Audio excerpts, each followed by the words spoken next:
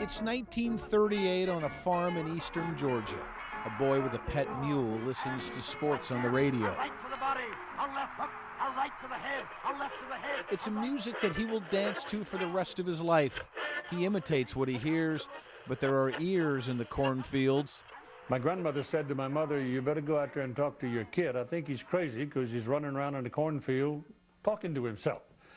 And I was not talking to myself. I was sending Walter Mitty over the goal line at the Rose Bowl. It's 1950. After a stint in the Marines, he enrolls at Washington State under the GI Bill. In the long shadow of Murrow, he begins painting his own legend. And more than 60 years later, we talk about him here still. You can find your voice in Pullman, and so it was for a crew-cut kid with pipes like rolling thunder and dreams bigger than the Palouse itself. Like so many who would follow, he cut his teeth at KUGR radio. He roamed the same hills and cracked books in the same buildings that we all did. Your Cougar roots are still very strong, aren't they? Yeah. Yeah. Well, it was only 48 students when I went there. It was a good experience. Freshman class president, and I drove the garbage truck some days for walking around money. He got a paying gig doing radio in Lewiston, Idaho. In those days, Hardwick, we did Western request programs.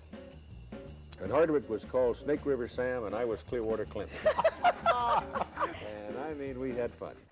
It's 1954. He takes a job in Seattle at 4th and Denny. KOMO Television, the little station that could. Line close-up with 3 outstanding picture stories still to come here on Channel 4, but right now... He was with us for a decade. He was on the streets, he anchored the news, and of course he banged out copy and delivered the sports.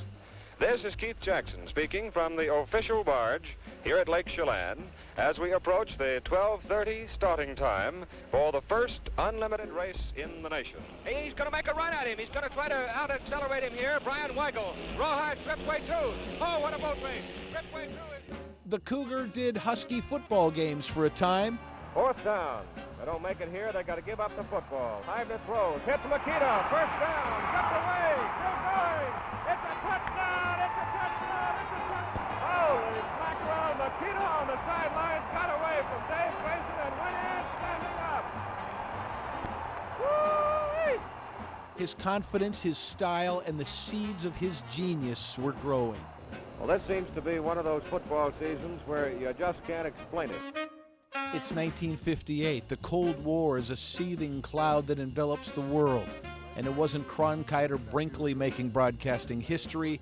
It was the Marine from Georgia. And the first live and direct radio broadcast from the Soviet Union to the United States of a sporting event came about, in this case, direct from Moscow to Seattle. The Huskies lead by 2.5 lengths, and they are over the finish line. Washington has won. Wilson, we just watched a piece of athletic history. There's no question about it. This is Keith Jackson, KOMO-TV News. It was also in '58 that he returned to Pullman to call a Cougar game against Stanford. The house is almost full here this afternoon, and in the background you hear the Washington State College Band playing the Cougar fight song. Wilson is the quarterback. Keeps the ball, bootlegs to the right, looks downfield, throws it long. He's got a man. Cogdale, he's got it. Cogdale is on his way. Down the sidelines. Touchdown for the Cougars.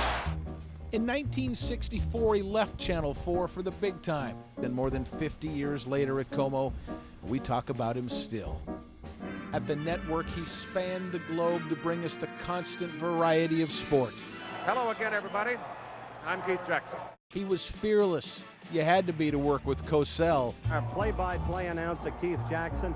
Or go toe-to-toe with Castro. And he did it all. All of it. Race car driving. Oh, we've got an ass Levi! Track and field. You gotta have some fight in your soul. The Olympics, both summer and winter. Rick Martin has the lead. One of the things that I'm most proud of is that I called the 2 greatest gold medal winners in the history of the Olympic Games. Mark Spitz has 7 gold medals. He did baseball, too. Long drive right field. It is goodbye. And when you were fearless, you tackle even the most dangerous of games. I'm Keith Jackson. I'll admit, I've got one of the tougher assignments of my career today. But he is and always will be the voice of college football. It was the job he was born to do. And even in the old days, you didn't big-time Keith Jackson, and you didn't keep him waiting, not even if your name was Bear Bryant. Stood there and waited, and he's chewing the fat, taking his time, 45 minutes. I told the guys, button her up, boys, we're going home. Oh, you couldn't do the interview. No, we're not. We packed up our gear and we were walking across the field on the way out. And he stepped out from the little crowd and he said, "Did you want to see me?" And I said, "Not anymore, Coach. We'll try to catch you next time." Just kept right on going.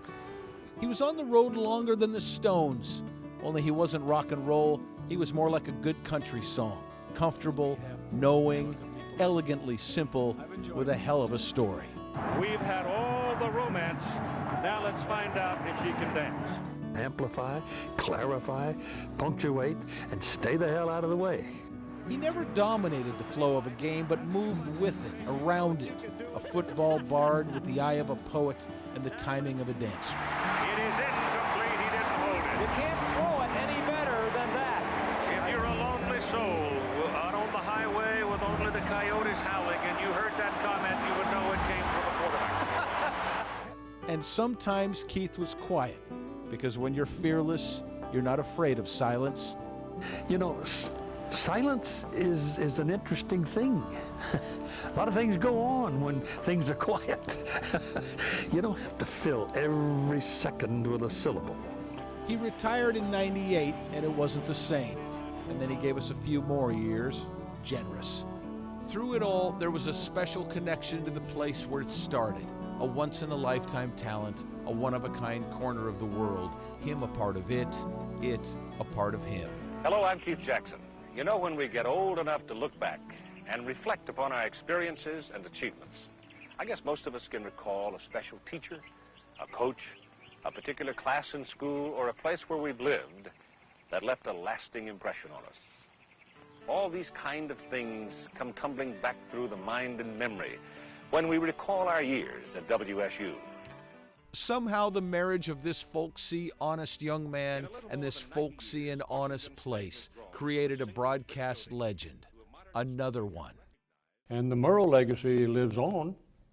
I mean, Ed's, he's been gone a long time, and yet the name still vibrates throughout the industry.